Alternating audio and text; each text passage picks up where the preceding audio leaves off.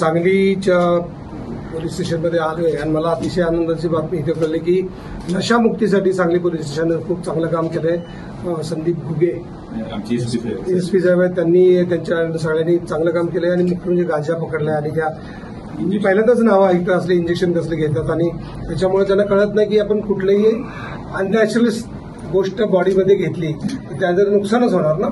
त्यामुळे तात्पुरता फायदा बघण्याचं काही कारणच नाही।